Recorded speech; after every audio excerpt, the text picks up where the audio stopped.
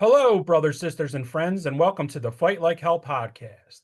This is the official podcast of the National Association of Letter Carriers, the union that represents over 290,000 active and retired letter carriers employed by the United States Postal Service. I'm Ed Morgan, and as always, we're here with our national president, Brian Renfro. Hey, Brian, how are you today? Hey, Eddie, I'm doing great. Glad to be back for another episode. I saw that over this past week that you were at a few regional rap sessions. Do you want to talk about where you were? Yeah, we had two great regional trainings happening over the last, I guess it has been a week or so. First, Region 9 was down in Orlando, Florida on last Friday and Saturday. So I got to be there with them on Friday morning and spend a few hours and talking about all kinds of stuff. And they had a great training schedule planned over the rest of that day and then into Saturday. And then Sunday, traveled to Region 4, which had their regional training in Eureka Springs, Arkansas, kind of a cool little town up in the when you get into the Ozark Mountains there in Arkansas. So had our brothers and sisters from Arizona, Arkansas, Colorado, Wyoming, and Oklahoma there, and spent some time with them Monday morning. And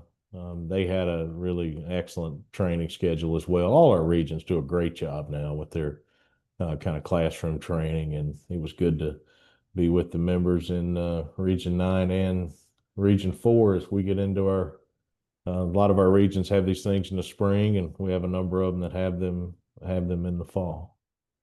And what are you going to be doing this week? Yeah, we got some stuff going on this week. I'm excited to go up to Branch 60 in Stamford, Connecticut on Thursday night for they call it an old timers night. That's their words, not mine.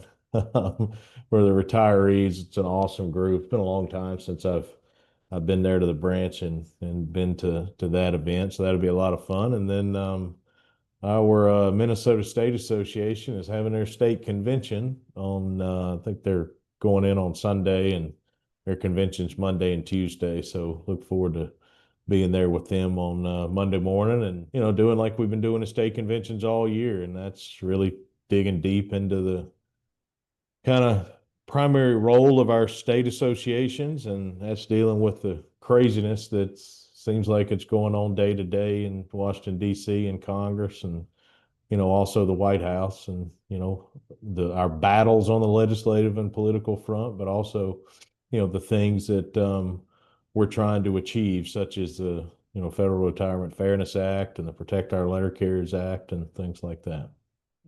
I've noticed a few executive council meetings going on in the building, business agents, resident officers. Can you just talk about what they're doing, why they're here in the building? Yeah, we've had a lot of that happening. I know a couple of weeks ago we talked about the whole process of preparation for collective bargaining, and those executive council subcommittees are a big part of that, and they are meeting consistently, at least weekly, and a lot of those meetings are taking place in person. Some of the committees, depending on people's schedules and such, are doing virtual meetings, and that's going to continue.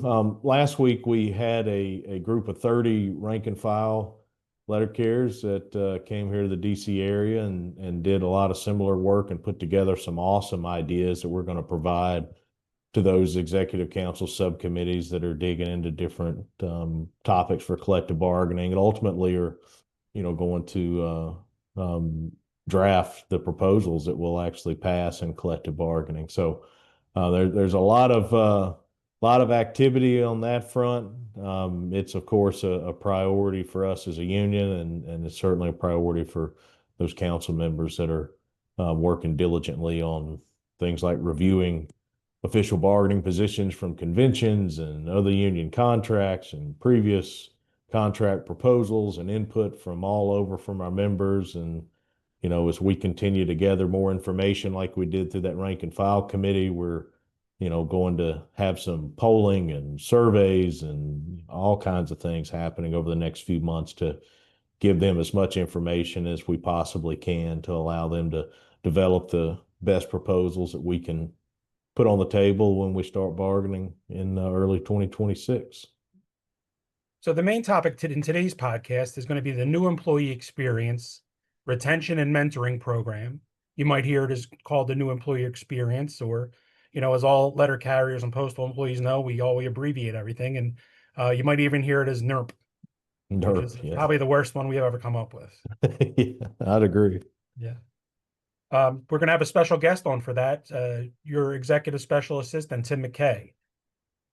Yeah, no, Tim has somebody that's, been at headquarters for, I think he's been there about 10 years now and, worked with me. And when I was director of city delivery and really now is, of all I think we have 16 letter carrier staffers at headquarters and Tim's kind of the leader of that group and pretty much is involved in almost everything I do. And, if that wasn't enough, as we implement contracts like we did the 2019 agreement, it included a bunch of task forces, just as our 2023 agreement does. And Tim did most of the heavy lifting on I guess you'd call it a subcommittee of a larger task force that was tasked with addressing Postal Service's retention and creating a mentoring experience for new letter carriers, and just did great work over the course of really 2021, all the way through this last round of collective bargaining, and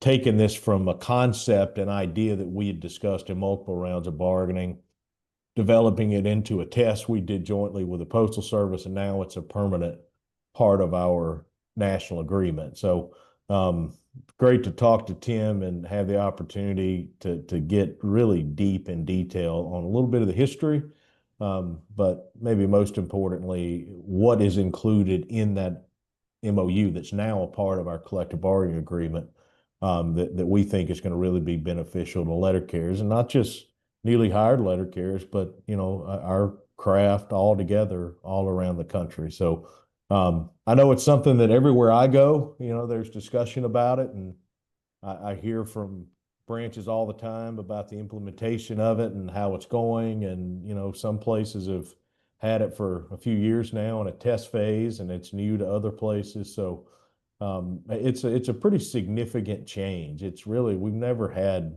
aside from our training programs like the Carrier Academy, we've really never had anything like this that what we think is a big step forward in structuring the experience for a new letter carrier. And Tim, as I said, was in on the ground floor and did most of the heavy lifting over the years on this. So he's the perfect person to talk about it and really get in depth on it. We usually don't ever tell anyone to pause the podcast, but if you wanted to pause the podcast and do a little homework before you get into your interview, we're going to have a link in the description of the contract, and the MOU starts on page 258 of the contract. We also have a Q&A that we're going to link in here that was jointly agreed upon by the NALC and the Postal Service, and that's M-02010. Easy for me to say, M-02010. So if you do want to follow along or get yourself up to speed before you listen to the interview, click those links. Yeah, we definitely encourage you to check them out. Obviously read the MOU that's in the contract. If you read the questions and answers before you listen to this interview with Tim, you'll hear that we talk an awful lot about a lot of the topics that are covered there. And just to be real clear about what those questions and answers are, those are the national parties' agreed upon understanding of the application of that MOU. So, the Postal Service is obligated to do what those questions say they will do, just like they are the MOU or any other contract language. All right, let's get into the interview. Tim, welcome to the Fight Like Hell podcast. Hey, Brian, thanks a lot. How you doing? I'm doing great, doing great. Before we get into our topic today, why don't you just tell us a little bit about yourself? Okay. So I'm Tim McKay from Branch 531. That's in Charleston, West Virginia, Region 13. I started my career in 1998 as a clerk. Um, After I came to my senses, I transferred to letter carrier in 2003, became a shop steward in 2004. I went to Leadership Academy in 2006. I held a lot of different positions in my branch, including president from 2008 until 2015. That's when I came to headquarters. I served as an arbitration advocate. I was a district lead on all the joint route adjustment processes until I came to headquarters. When I came to headquarters, I began working in city delivery, but I worked a lot with the contract administration unit. And I transitioned to my current position, special executive assistant to the president in 2018. And in that role, I kind of do anything I'm asked. I work a lot on collective bargaining, contract administration, um, various task force roles, working with the Postal Service on different issues, assist the regional offices when I'm asked to, work with the RGAs, and certainly work with other headquarters, letter carrier staff and officers. Yeah, you to some degree or another are involved in really almost everything I do. So, for the listeners out there, Tim is really important to the success and everything that we do. And he does a lot of different things day to day. But for the purposes of this conversation, we are going to talk about the new employee experience, retention, and mentoring program that is new with the 2023 national agreement. We're going to talk a little bit about the history, sort of how this came about. Tim was involved on the ground floor and really has been involved every step of the way. So he's the perfect person to talk about this. But of course, while we'll talk about the history, we're really going to focus on this new program, what's involved in the program, and what we can expect going forward. So, let me speak just generally first to the reason this came about. I mean, when we look over our history, most recently with, CCAs over the last 12 years or so, but honestly, even prior to that with, we have a period of TEs. Of course, we've had, PTS for many, many years. We really, for a long time, have had an interest in developing some kind of program that structures the work for them and the experience for them that allows them the best opportunity to learn this job. As everyone listening to this knows, this job is hard when you first start. And, there's a lot of things that we see very often and have for a long time that make it really difficult to learn. Having to work tons of hours and very little consistency and maybe not getting the appropriate training, not just when they first start, but even along the way. In some cases, letter carriers come in, and we've got a lot of our members out there that are excellent, sort of naturally serve as mentors and are there to answer questions for them. But we also, have those that come in and maybe don't have as easy access to get questions answered. So, kind of the whole idea to start with was to structure that experience for newly hired employees, newly hired letter carriers, to give them, kind of the best chance at success. And honestly, this is something we had talked about in bargaining for a long time. And as we'll talk about in just a minute, the 2019 agreement kind of set the stage for it. And we'll get into the details about how that played out. But Tim, before I move on, I just want to give you an opportunity if you have anything to add related to kind of the issue here, the bigger issue that we've seen for a long time that we tried to address with this program. Yeah, Brian, like you said, a lot of places out there, really do understand what new letter carriers are going through. They take, we have people that naturally throughout the years, take the new employee under their wing, to try to teach them the ropes. And they do really well kind of mentoring new letter carriers up. But other places haven't done such a great job at that. As you stated, there's been a lot of issues that new letter carriers face in regard to their work schedules and things like that.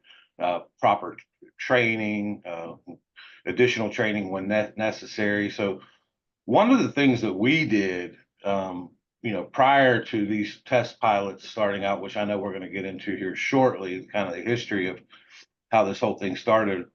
We sat down with CCAs and former CCAs at the time and conducted focus groups with them and wanted to hear from them, like, hey, what went well for you? What didn't go so well for you in the early stages of your career? So we could, hear like straight from them, like, how we could start building some sort of a program that might address their needs. And, we were hearing horror stories from them, such as, they'd be working 20, 30, maybe even 40 days in a row. Some of them telling us they're working 12, 13, 14 hours on their very first day on the, in the office on the route on their own. They were being sent all over the place, which was very frustrating for them. They were sent to places they were unfamiliar with. They were telling us they weren't being provided enough training. They didn't have anybody to turn to, like when they had questions.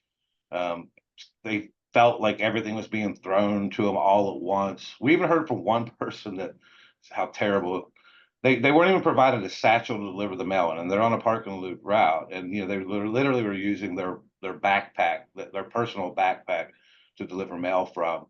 And we even heard one instance where somebody showed up on their very first day and nobody in the office knew that they were showing up, knew who they were or why they were there. So we knew we had to put some sort of a structure around all these things, and that's where we headed. Yeah, so as I mentioned, this has been a long time, a number of issues, as Tim, you just described, that we tried to address, and frankly, had raised it in collective bargaining in a number of different rounds of collective bargaining. It even, had proposals, and I think where we'll start digging in a little bit is with the 2019 agreement, and just to give a little bit more history.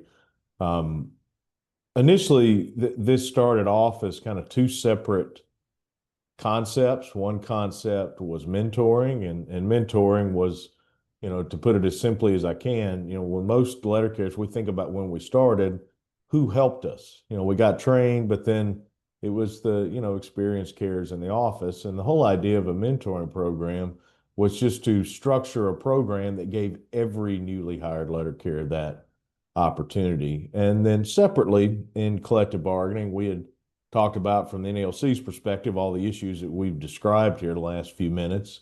And then, of course, the Postal Service had some incentive if it could improve retention, which is beneficial to everybody. So we went into the 2019 round of bargaining. Actually, we had some official proposals related to creating a mentoring program, and ultimately where we landed as part of one of our really large task forces, the City Delivery and Workplace Improvement Task Force. We identified one of the topics that we wanted to cover that would allow us to really explore these concepts. So the 2019 agreement was ratified in March of 2021. It went into place. We, of course, got to work on the task forces there soon thereafter. And, some of the work that had been ongoing, put us in a position where we were able to move pretty quickly on this topic. And Tim, you were the one that was sort of in the weeds, doing most of this work. So I'll just kind of let you take it from there, starting with the 2019 agreement and, which pretty quickly led to the initial test phase. And you can just kind of describe what took place, because I think the history and the testing and what we've experienced leading up to what was ultimately included in the 2023 agreement is an important piece of information to have just for the context and understanding of what the program that we have now is a permanent part of our contract. Right.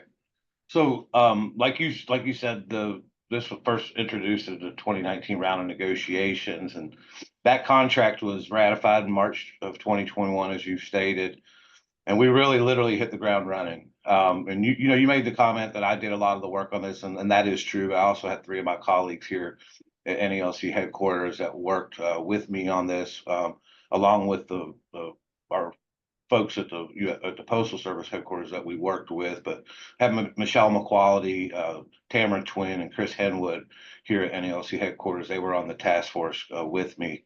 But we literally hit the ground running. In April of 2021, which is a month after the contract was ratified and these task forces were formed, we already had the new employee experience retention program signed. That's M1949 in NELC's materials reference system.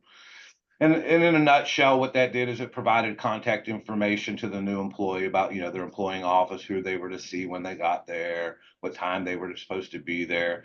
Gave them a basic equipment package, a vest, a satchel, some dog spray, et cetera, things like that they would need on a daily basis, stuff that would identify them as a letter carrier.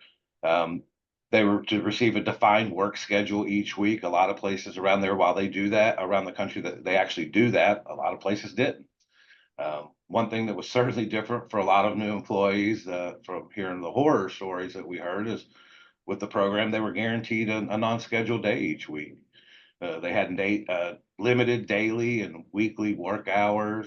They were received progress reviews, which that was nothing new. The 30, 60, and 80-day evaluations, the 1750s, that's something that should have always been done. But this program put an emphasis on that and provided those copies of those to the union. So we started out small, like any pilot would, any test location would. We started out in Warren, Michigan, which is actually a large office. I think it's got about 160 routes under one roof, and West Milwaukee, Wisconsin. So we started out in those two stations. Later on, we added much larger installations, the entire installations: Louisville, Cincinnati, Milwaukee, Detroit, Miami, Albuquerque, Virginia Beach, and Chicago. So from there, we worked on that pilot for 2 or 3 months, and then in August of 2021, we actually came up with our second agreed upon memorandum of understanding and pilot program, and that was the new employee mentoring program. And in a nutshell, what that does is that pairs new employees with an experienced letter carrier. The new employee and that mentor that they're paired with meet regularly to discuss how the new employee's experiences are going. The mentor is there to address work-related concerns, provide encouragement and advice, identify any additional training opportunities that might be needed.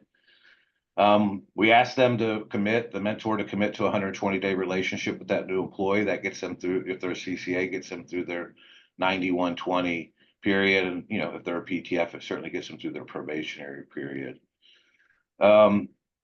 So we started piloting that in various places throughout the country, and I think it was in about 38 installations that we tested that in.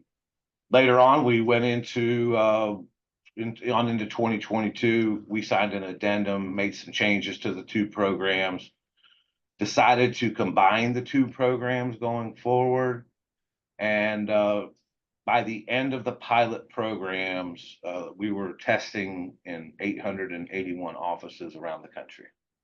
Yeah, which is a big test. That's, over the years, we've done lots and lots of tests, and it's hard for me to, off the top of my head, remember one where we had that large of a sample, which was, I think, really important to, some of the lessons that we learned and, ultimately brought to the table in the 2023 round of negotiations. So in just a second, we're going to get into what the program looks like now, some of the details, but I think this is a good place to pause momentarily just to emphasize a point, because I think this really illustrates very well what we've seen so many times over the years in collective bargaining, that, when you go back over the last 55 years, there are so many things that we've achieved that are significant, whether those are work rule protections or, discipline protections, or,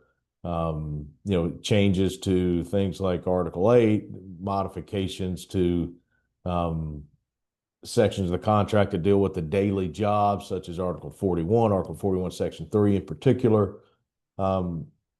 Oftentimes, the way these come about through negotiations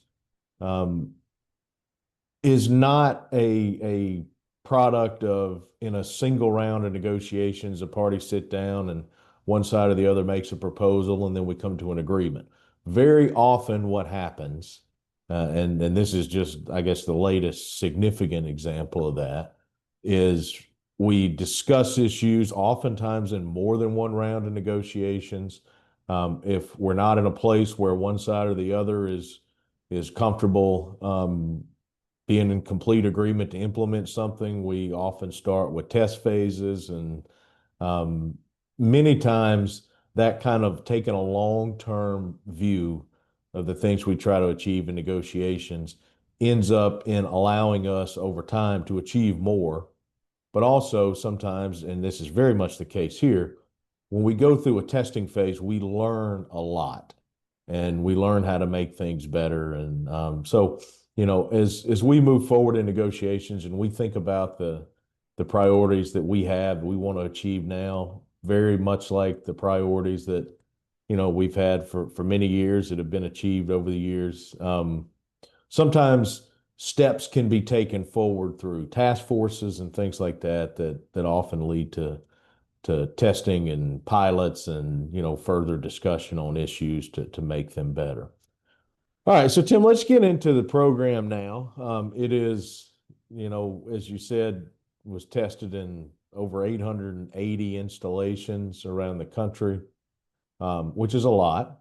But now, as a part of our agreement, of course, it is applicable nationwide. So we are in the process of implementing that, and in just a minute we'll get into some of the details as to what that looks like. But I think we should start with why this program, in the form that we ultimately came to agreement on, and it was awarded by Arbitrator Nolan in the interest arbitration, why the program as it stands today is beneficial for letter carriers. And it's beneficial certainly for the new employee that's hired, because it structures their experience, but really there's a positive impact that can go way beyond that. And I think we saw that in the test, and you'd be better positioned than almost anyone to kind of describe what we've seen and what that benefit would be. Yeah, for sure.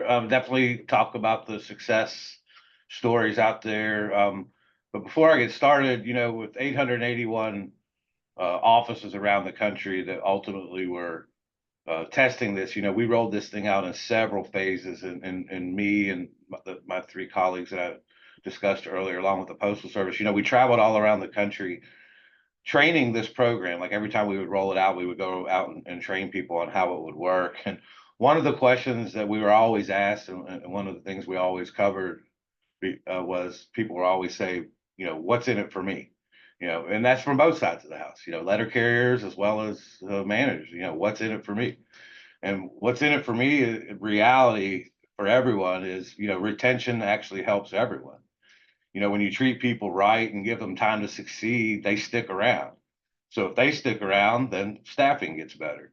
If staffing gets better, then, no non-ODL are no longer being forced to work overtime. And it's not, those aren't just words, that's reality, because that's what we saw in the test sites that did this program and did it well and stuck to the rules that we put in place. Like Warren, Michigan, for example, it was our first pilot site. They really took this program seriously, and they implemented it, and they worked together, the union and management. They worked together to ensure that this program was the rules of the program were being followed. And they literally went from like 2 or 3 CCAs in this big office with 160 routes under one roof to like 40 CCAs with just in a few months of the program being rolled out.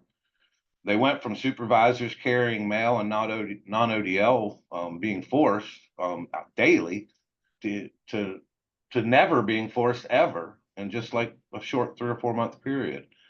The sick calls went way down, and one of the things that they saw was from their customers. They had happier customers. Mm-hmm. People were getting their mail at consistent times, or getting it at all. At times, they weren't getting mail at all in certain locations because they were just so understaffed.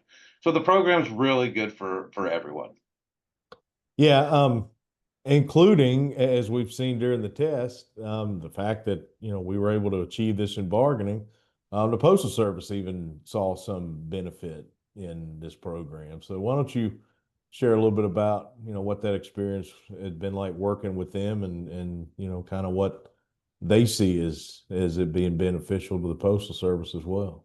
So all the benefits that I just mentioned are the same benefits for the Postal Service, but one of the bigger benefits that they're going to see is, they run a constant cycle of bringing in new employees, training them, paying to train them, and then they come in, they don't treat them very well, they leave. Now you bring in another person, and it's just a constant cycle of training over and over and over and spending money for nothing.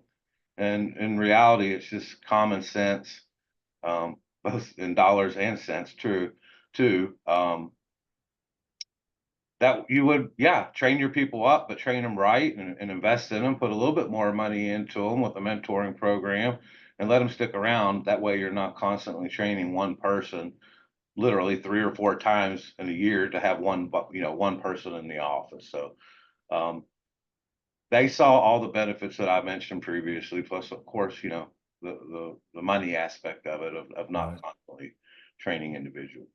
Yeah, and from our perspective in collective bargaining, obviously the less money they spend on letter carriers that are hired and don't stay for whatever reason, we can reduce that, then the more money they can spend on letter carriers that do stay. So, that's a piece of the puzzle here too.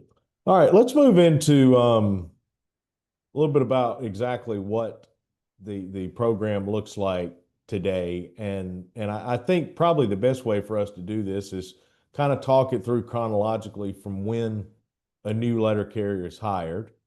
And when a new letter carrier is hired, the first, besides, paperwork and that kind of thing, the first thing they really do is the Carrier Academy. So, that's a piece of this. Before we get into, Tim, exactly what's included here or has to be done at the Carrier Academy, let me just a quick aside on the Carrier Academy. We are diligently working on updating it. There are changes, some of which have are necessitated by changes in the national agreement, the implementation of the 2023 agreement. Some even come before that. Some, of course, are triggered by programs like this. So I know there's a lot of our folks out there, in particular our Carrier Academy instructors around the country, letter carriers that teach, new letter carriers that do a great job, that are, as they should be, very eager to get updated material and that stuff. So we are working on that, and hopefully, with the Postal Service, of course, and hopefully we will have that completed here in a pretty timely manner so we can get that information updated. But as it relates to the program we're talking about here, Tim, why don't you start with the carrier comes into the Carrier Academy and what kind of things happen related to that program in the Carrier Academy? At the academy, yeah, there's certain things that they're supposed to receive before they leave there, and that's the contact information for their office. Who and where they're reporting to. What's the building access information? Like, is there a code, or do they report to a certain door, and that's where they get screened to come into the building? What's their reporting date and time? They need to know that, so they get all that at the academy. They also receive a defined work schedule for their first week in their employing office. They get an EIN and instructions for completing time reporting records. As Brian, as you already stated, we're currently working on some additional information for the academy, and because part of the program is we're supposed to train new employees on what to expect when they get to their employing office with the new employee experience, retention, and mentoring program. We want them to know from the very beginning all the rights that they have as a new employee coming to that office and what they should expect to receive. Yeah, and I think as we'll see as we walk through the rest of it, it's a lot of this is just simply emphasis on communication and information and, being sure that, people are provided not just the things they need to provide, but the things they need to know. All right, so finish the academy, report to my office. What are the things that should happen if not before, then certainly by the first day that someone reports to work? Yeah, so by their first day of reporting to the office, some places they actually do this part at the Carrier Academy, but the new employee gets a hat, a satchel, some dog spray, a USPS branded vest, and any other regularly supplied items. If they don't receive those at the academy, they're to receive those by the first day in the office. Now, when they get to the office, that's where they're supposed to get a welcome tour to the facility. It's a joint tour by union and management, and they go around and really get introduced to all their coworkers. They're shown, where the scanners are located, where the vehicle keys are located, the break rooms, the restrooms, the locker rooms, the mail staging areas, just every aspect of the delivery unit, so they can be familiarized with, how it's set up. Yeah, and one thing you mentioned, I just want to highlight, because I think it's really important, especially today with some of the other things that we're dealing with, is the vest. For years now, going back to as early as 2013 or so, that I can speak directly to, in dealing with safety and crime, which has of course become a bigger issue in recent years. That's one of the things for newer letter carriers that we had worked with the Postal Service on and provided in some location, to have something that in that gap from when they start until they get a uniform allowance that would clearly identify them as a letter carrier. So, this is a piece of this program, the vest requirement, that even goes beyond just simply, learning the job and retaining employees and all the other things we've talked about. It really hits, hard, I think, on the safety piece. So that's a really important piece. All right, so that's day one. We know when carriers go report to their new office, they immediately start their on-the-job training, and I think most people listening here are familiar with what on-the-job training entails. But Tim, let's kind of take it timeline from there. Not necessarily what happens on day 1, 2, 3 of on-the-job training, but as they start their job, and the on-the-job training is where they start over the course of the next few weeks and months. There's a lot of structure put in place in this program that limits them to certain hours and things like that, just to ensure that they have that opportunity to learn. So I'll let you kind of walk through what those first several weeks and beyond on the job looks like. Yeah, absolutely. So in the program, there's a lot of references to weeks 1 through 4, weeks 1 through 8, different things like that.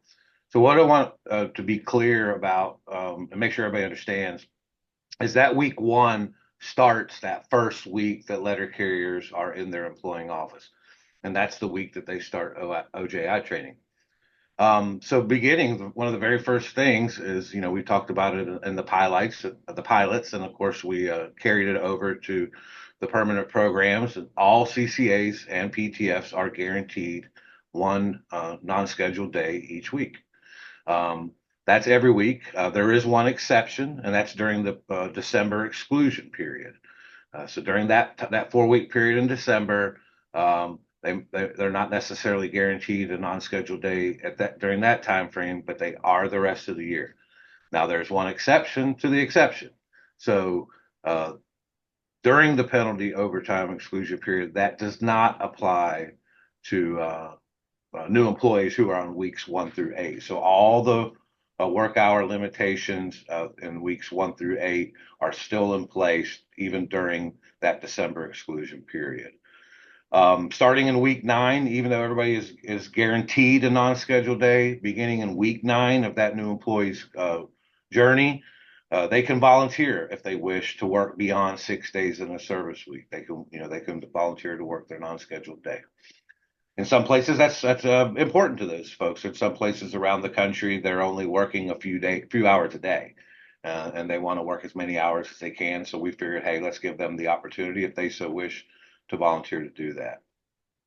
So in weeks 1 through 8, they're also restricted to working just in their employing office. Now, there's been a lot of misconception out there about this. Employing office means if you have an installation, and there's 5 offices in that installation, whatever office in that installation that you're assigned to, that's the office that you must work in for weeks 1 through 8. The big misconception is, well, my installation has 5 offices, therefore I can work at any of the 5 offices during weeks 1 through 8, and it still abides by the MOU. And that's not true. They must stay in their employing office. This also restricts these new employees from going and working on these Sunday hubs that might be in another office. If that Sunday hub is in another office, they're restricted from going there until they complete week 8. In weeks 1 through 4, they're limited to a maximum of 8 work hours per day and 40 work hours per week. And this, includes their OJI training. So on their days of OJI, they're limited to 8 hours on those days. In weeks 5 through 8, they're limited to a maximum now of 10 hours per day and 56 hours per week. So we're stepping it up a little bit for weeks 5 through 8.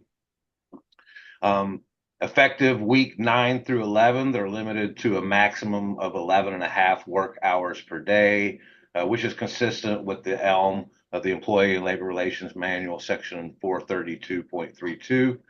And but they're also limited to 60 work hours per week for that time frame. Weeks 9 through 11, limited to 60 hours per week. But then beginning with week 12, they're limited to a maximum of 11.5 work hours per day. That 60 work hours per week restriction is lifted, and that's directly in line with what the Employee and Labor Relations Manual states. They also receive a defined work schedule, identifying anticipated non-scheduled days, start and end times, and route assignments. That schedule is supposed to be posted by the close of business on Wednesday of the preceding week. Now, obviously, if there's a holiday schedule, it would have to be posted on Tuesday because that's what the rules state. So the rules of this program state by Wednesday. So if they want to post it on Monday, fine. If they want to post it on Tuesday, fine. As long as they have it posted by Wednesday, except for during a holiday week, that must be posted on Tuesday. So, this is a big part of the program is this weekly posting of the schedule, giving people an understanding of what to expect the following week. When am I supposed to start? When might I get off work? What's my non-scheduled day? And the whole reason behind that is they can make some plans. They might need to go to the doctor. Or they might want to, whatever. They might want to go play golf. Whatever they want to do with their time off. Now, look, schedules are subject to change, as they are now, as they have always been due to operational changes or needs. But the weekly posting must still happen, and they must maintain their work hour restrictions. But we have some really, really tough language in that MOU that states that basically that schedule can only be changed under certain circumstances, which are, it's pretty limited as to what they should do. So that schedule should stay once it's posted. So they're also supposed to receive training on Sunday dynamic delivery prior to going out and performing Sunday delivery on their own. Now there's no set training program in place. What it means is, that new employee will be paired with somebody who's experienced and comfortable with delivering on Sunday. They'll show them the ropes on what happens on Sunday, because Sunday delivery is different, than Monday through Saturday delivery. There's dynamic routing. They might be delivering, packages on multiple routes within the office. There's turn by turn, instructions. So things are just a little bit different. So once that new employee and the person training them is comfortable that they're ready to go, then they can go out and deliver Sunday on their own.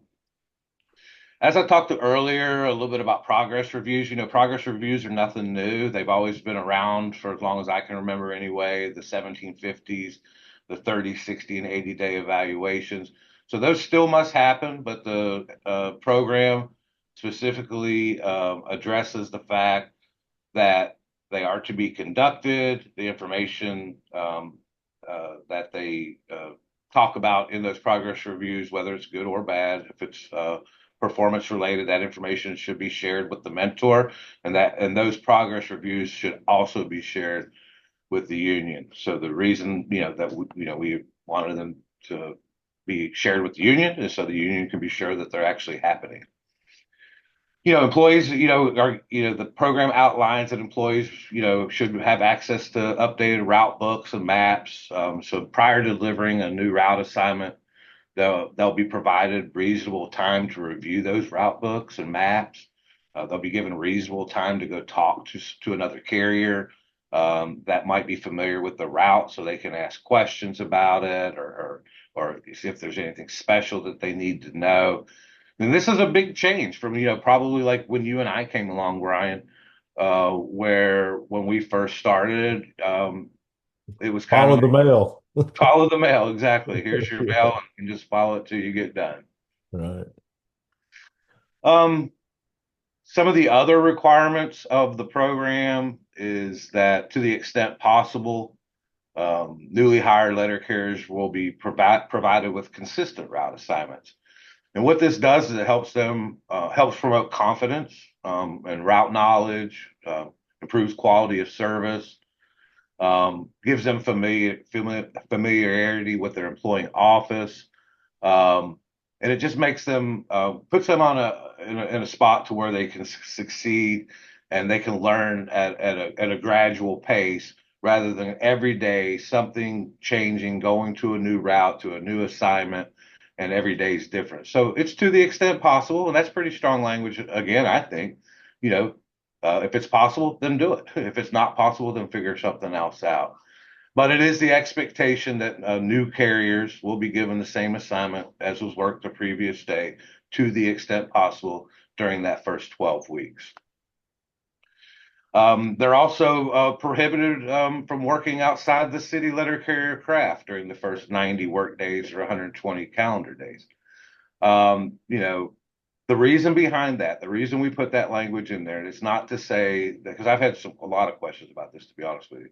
Well, does that mean that as soon as they're through their 9120 that they can automatically go work in other crafts?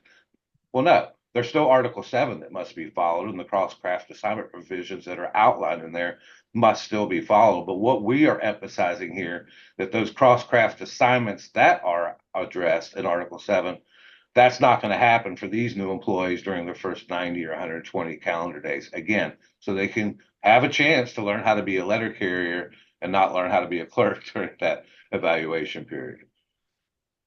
So during the first 90 work days or 120 calendar days, there should also be a meeting if there's any voluntary or involuntary separation for that new employee that may occur.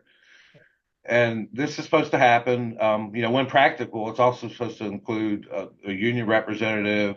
It includes their mentor, obviously the appropriate management representative, and all these people should get together and discuss the reason for whether it be a voluntary termination, meaning the new employee chooses they no longer want to work here, or an involuntary separation.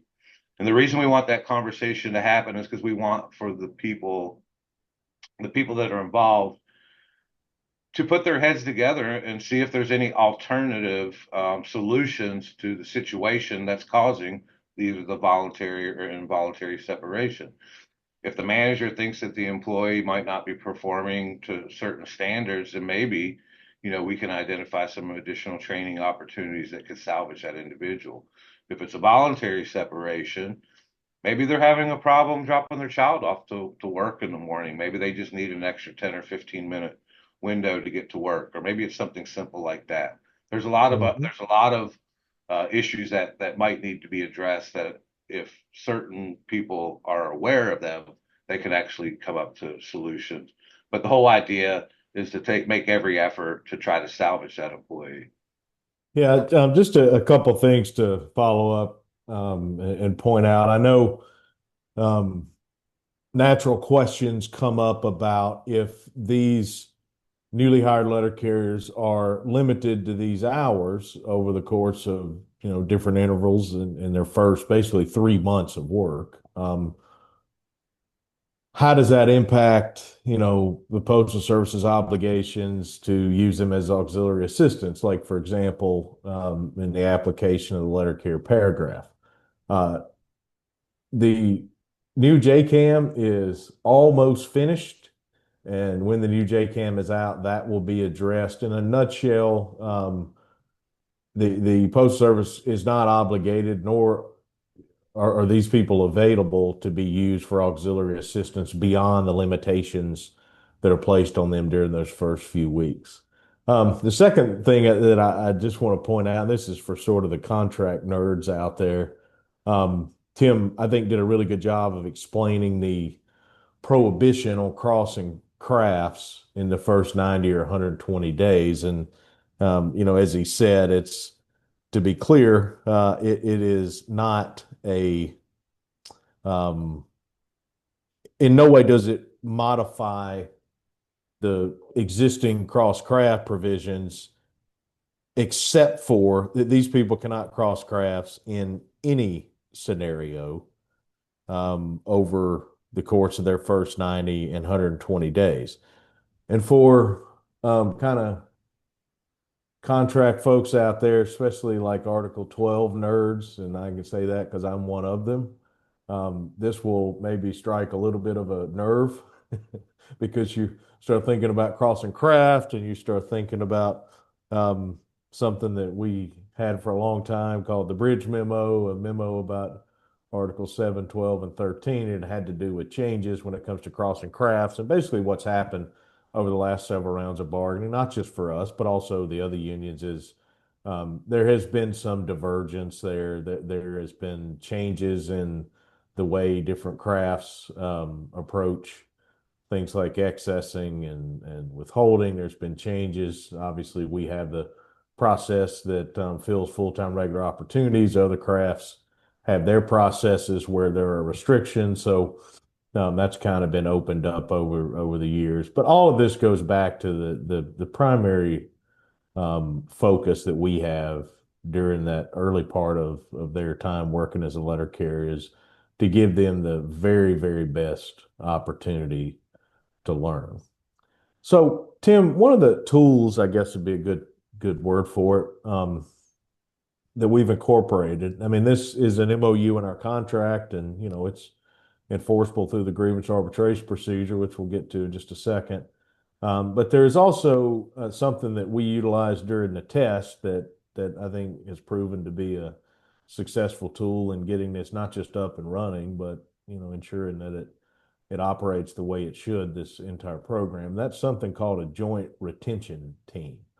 So why don't you just describe to us a little bit, what those joint retention teams are and the impact that they can have?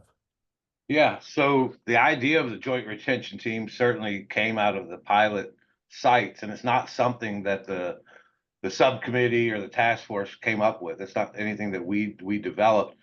The idea actually came out of Detroit, and the local parties there came up with the idea of pairing up a union representative and a management representative, kind of like an oversight team for the pilot test that was going on there, the new employee experience.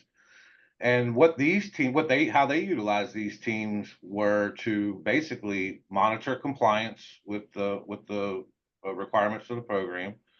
They went around and trained, went around and talked to new employees, asked them how their experiences were, asked them how things were going for them, and really just took those things back to the parties, to the Postal Service and the NALC, and said, hey, this is what's going well, this is what's not going well. But the main thing I think that we could take out of it is the fact that they're there to help monitor compliance and educate. So what we want more than anything, I'll be honest with you on this, is we want this program to be complied with. And the reason we want that is, for one, it's good for our new employees. It's got a proven track record. But we want to see the results for everybody involved, like the things I talked about earlier that this program can accomplish. What do they look like? I mean, I'll be honest with you, there's nothing set in stone. There's nothing written what they look like.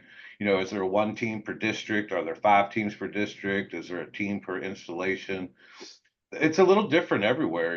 As we got we started this, we got this off this current program, the one that's nationwide. often running on July 1st. And, we have several of these joint retention teams that have been established, either district-wide, some at the installation level throughout the country. But we have other places that are currently in the process.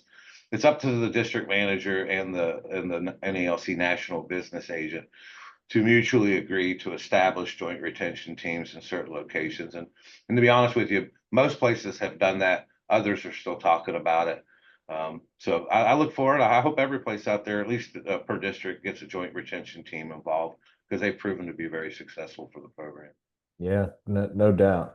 So earlier we mentioned that when we started this in the test phase in 2021, there were first there was the retention program, and then later in 2021 we began testing a mentoring program, and then in 2022 we modified those agreements and brought them together, and ultimately that's at least in a general sense the way that the now permanent program is structured. But let's just focus and talk about the mentoring program that's a piece of this for just a minute. I think I talked earlier about the reason for it and what the thought process was behind it, but why don't you tell us a little bit about how it actually works? Yeah. So new employee leaves Carrier Academy, right? Their first 3 to 5 days in their new office, they're paired with an OJI.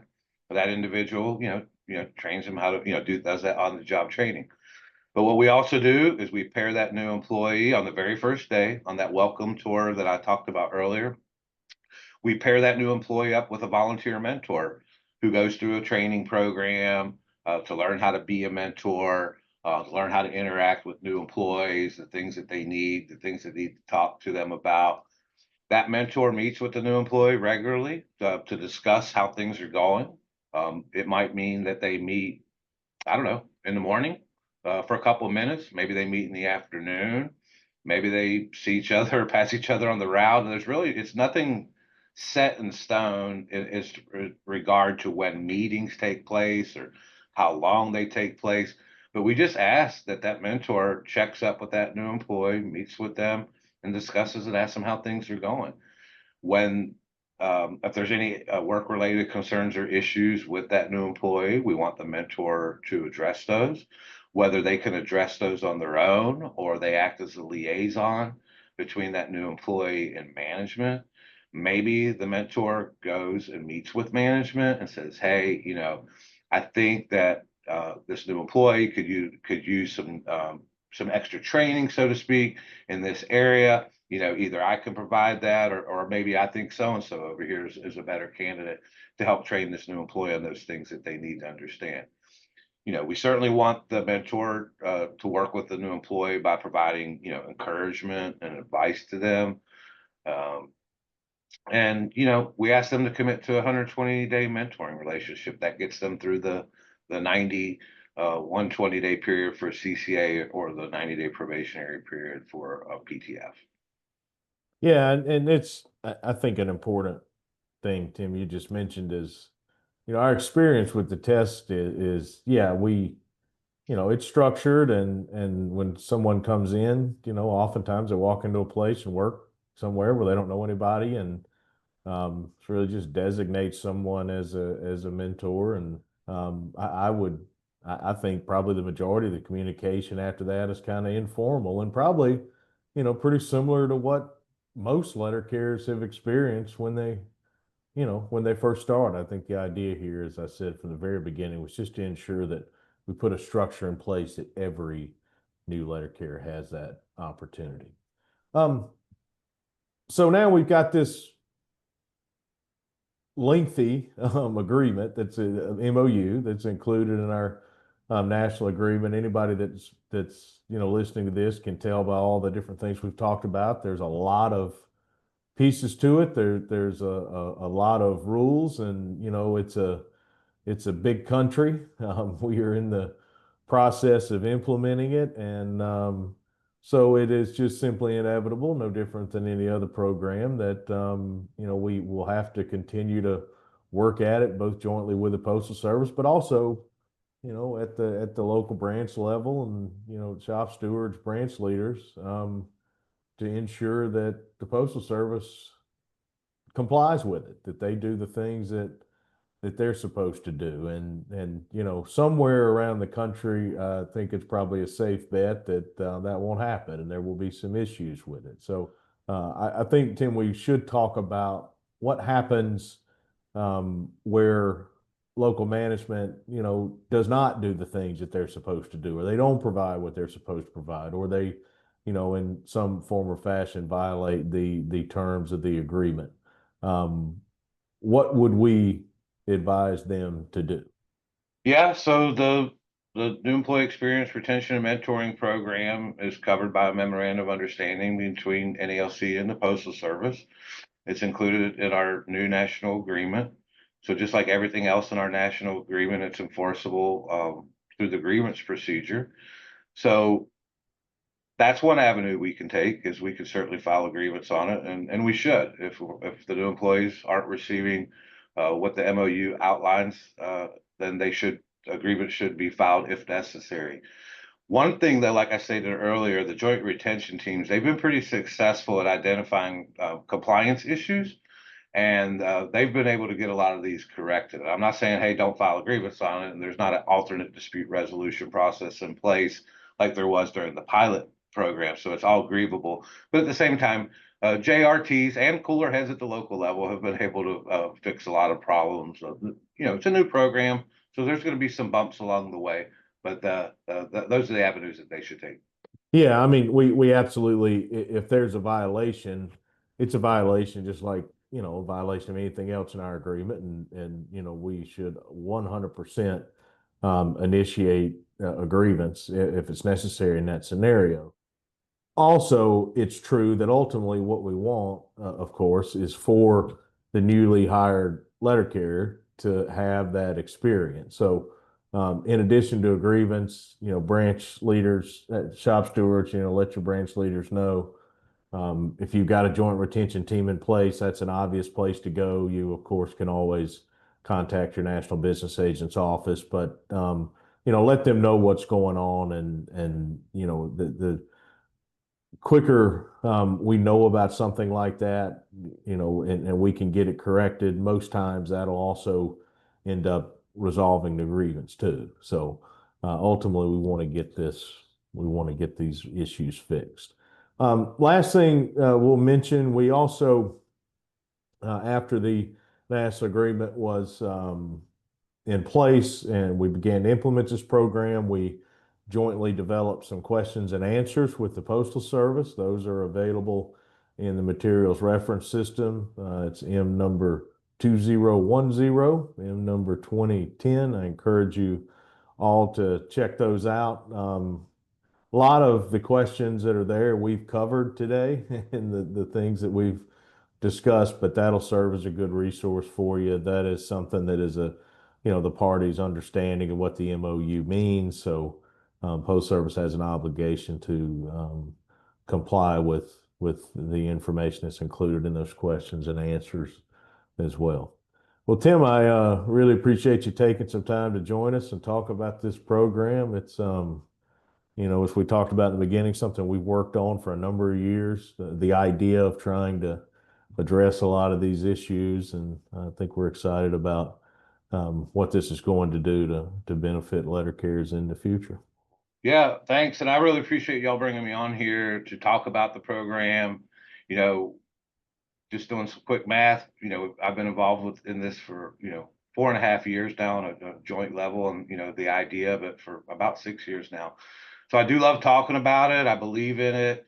I've talked about it a lot to many people around the country, and I really appreciate this opportunity to come on and talk to even more people. So thanks a lot. Yeah, so if you're listening and you haven't read and you want to read this memorandum of understanding that we've been talking about, the new employee experience retention and mentoring program, you can pull up the 2023 national agreement. It's right there on the NALC website. It starts on page 258. And once again, check out those questions and answers that are in the materials reference system. It's M number 2010. Thanks, Tim. Thanks, Brian. All right, let's get into our Ask the Mailbag segment. If you have a question from this podcast or any of our previous podcasts or any question you have for us, you can reach out and ask your question by sending us an email at social@nalc.org. Social@nalc.org, and we'll ask your question on the podcast. First one is a gripe or grievance. Comes from Jacob Cummings, branch 133 in Sacramento, California. He's a work assignment carrier. Some or all of his CCAs from my office are assigned to cover rural routes instead of city routes. Due to the newfound lack of help, management goes off the list requiring 8-hour and work assignment carriers to carry off assignments overtime. Do I, as a work assignment carrier, have a grievance, or are the or are the CCAs the only ones able to grieve via Article 7? All right. So, Jacob, this is a very frustrating issue, and it's an issue that we've, I promise, are not alone, that we've dealt with over the years from time to time as we've had staffing shortages, not just in our craft, but we've also seen it, like in your case, it's the rural craft. So I think let's first look at the sort of hardcore application of Article 8 to the question of, is there a grievance or is there not a grievance? And there are basically two different sets of rules, if we wanted to put this as simply as we can.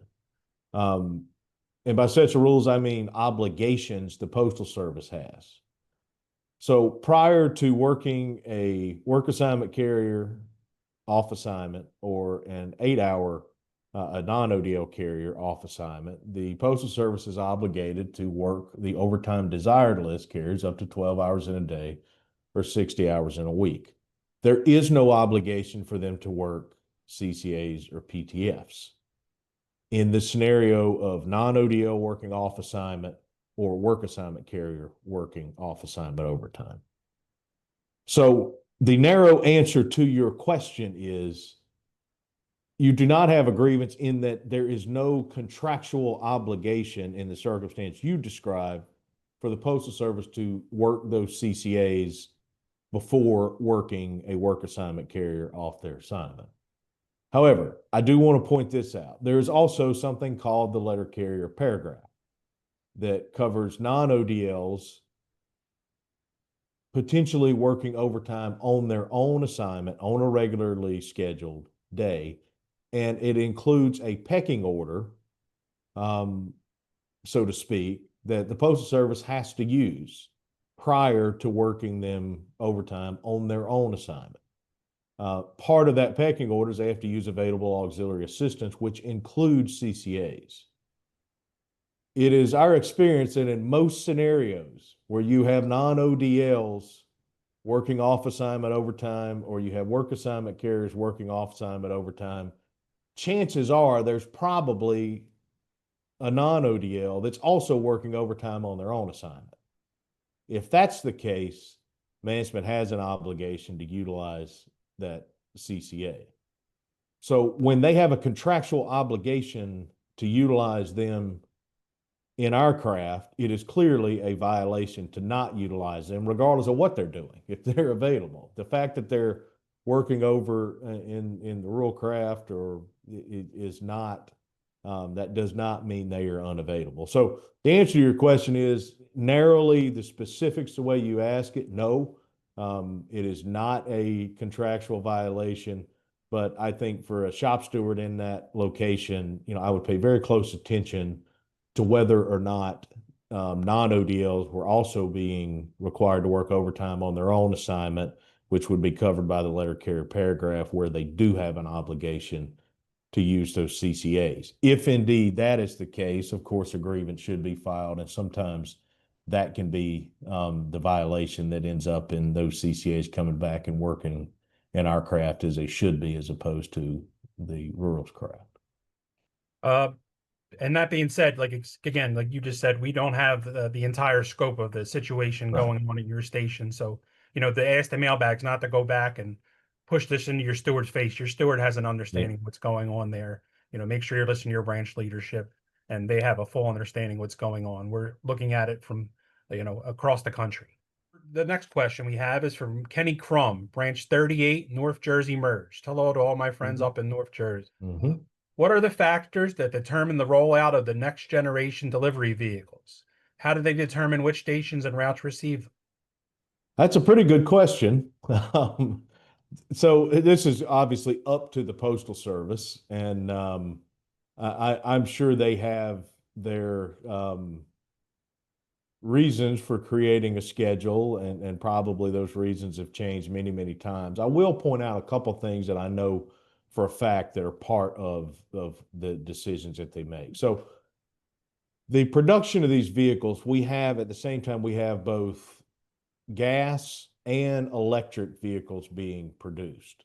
Obviously, the electric vehicles, when they are produced, are being deployed to places where they have been able to install the infrastructure, the charging and some of that, that type of stuff.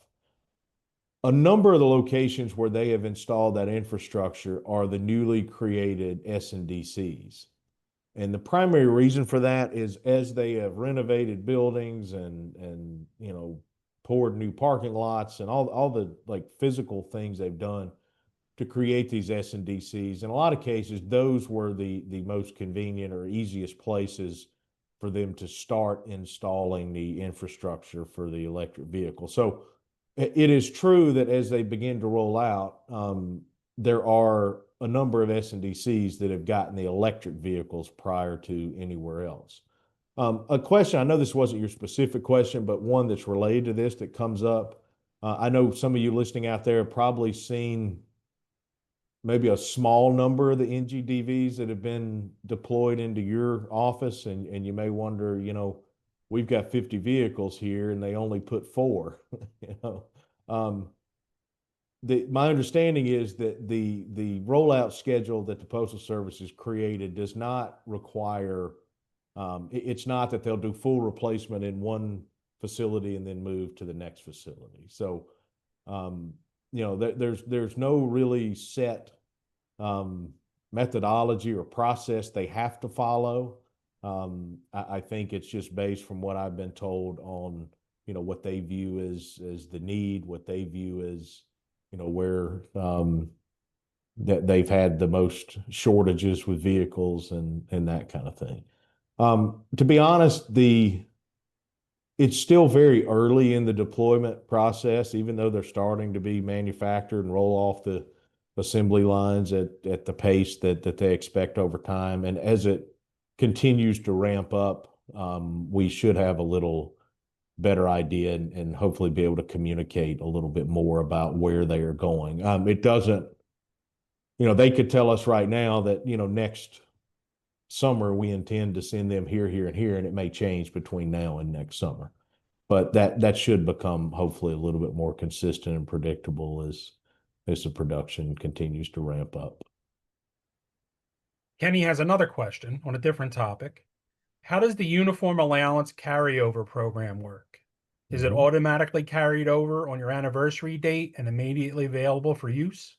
Yeah, 2 good questions, Kenny. So this is new for us. It's new language in Article 26, and really how it works is you can carry over an amount, of course, that can't exceed 1 year of uniform allowance. And then at any particular point in time, you obviously can't have a balance that exceeds the prior year and that year. So your question is it automatically carried over on your anniversary date and immediately available use? The answer is yes. That's how it will work.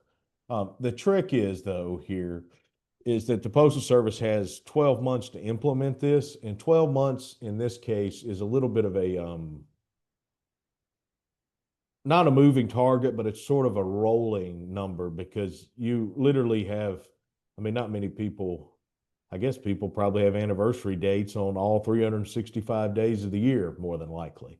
So, every single day, someone's got an anniversary date. So, our understanding and communication with them so far is, beginning with the allowance that was increased this past May, they've begun this implementation process, which pushes it into next year, and then the rollover would occur into the 2027 year. But that's something that we're still really trying to iron out, and firm up exactly what the timeline would be. But once it's effective, after that 12-month period, which again is kind of difficult to define because of the nature of it, yes, whatever you do not spend in 1 year will roll over to the next year. And then when you get in that next year, you'll have that entire amount to spend. You cannot, however, carry over the same amount in consecutive years. So you've got to, if you roll over a uniform allowance, you've got to at least spend your entire allowance for that next year, if that makes any sense. Our next question is from Raul Reyes from Branch 421, San Antonio, Texas. He said he met you at the Texas State Convention. He feels that management is using the uniform policy to harass carriers. With the high cost of uniforms being a detriment to carriers being fully in uniform, how can carriers, stewards, and branches defend these members? Yeah, so let's take this on two separate categories. The first is what we call harassment, which is subjective and very much specific to whatever circumstance or incident is happening. It's impossible for anyone to define, in general terms, this is harassment, this is not harassment.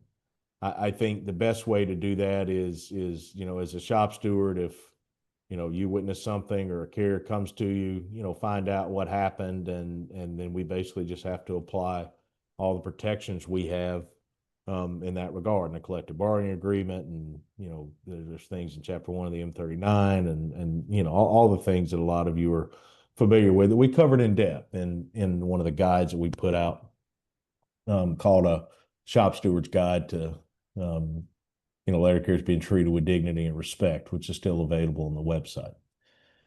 The other piece is the actual discipline piece. So, look, it's true that the Employee Labor Relations Manual requires certain things for uniforms. But remember, if the Postal Service issues a letter carrier discipline, let's say in this case, it's for something to do with uniforms. The best way we have to defend them always is going to be applying the principles of just cause that are laid out in Article 16 of the JCAM. And when you go through those principles in almost any discipline case, it places a pretty heavy burden on management. And remembering that the burden is on management to prove that there was just cause. So I would encourage you, from a shop steward standpoint, if you're defending discipline on this topic, no different than discipline on any other topic, regardless of what the rule is that they have allegedly violated, that's where we always start, is saying, Postal Service, give us all the information that you relied on in issuing this discipline, and then go through one by one by one and apply all those principles of just cause. Lastly, there's no question that the problems with the uniform program, AKA the cost of uniforms, which we are actively working on changing that system to address, creates challenges in terms of letter carriers having the uniform items that they need. And there is also no doubt that in a discipline scenario, that could absolutely be part of what we argued through, again, applying those principles of just cause. So I would just say to look at each one on its own, facts and look at the circumstances of each individual case. But, remember, as a steward, when it comes to discipline or it comes to looking at a case of, potential harassment, boil it down to the facts and apply the language. And, those principles of just cause remain very powerful when we do it right. Well said. So that's our Ask the Mailbag segment this week. If you have a question, ask it. Email us at social@nalc.org. If I could take a point of privilege here real quick. Today's my wife's 19th wedding anniversary.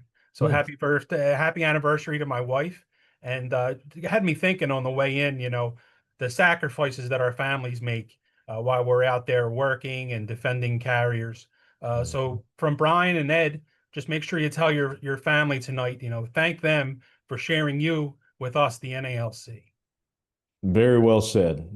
It's such an important part, and I mentioned that on Thursday I'm going to a retirement event in Stamford, Connecticut, and probably a lot of people know that I'm the son of a letter carrier, that who had a 18, 19-year retirement until he passed away. And every time I go around the country and I get to visit with our retirees, and we see, we honor our retirees when they retire. That's one thing that's always stood out to me, is that when their families are there, and being able to recognize not just and honor our retirees, but also honor the sacrifice that we know their families have made for an entire career. So we have to, certainly that's a worthy topic and honorable when someone retires, but we should absolutely keep that in mind all the time. And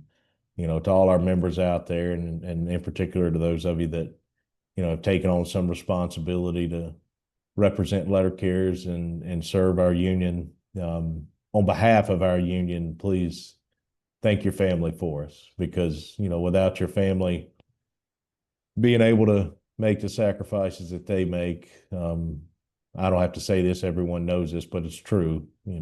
Our union would not be as strong as it is without the sacrifices of the families of our members. So very well said, Ed. Thank you. All right, that's all I had today. You have anything else?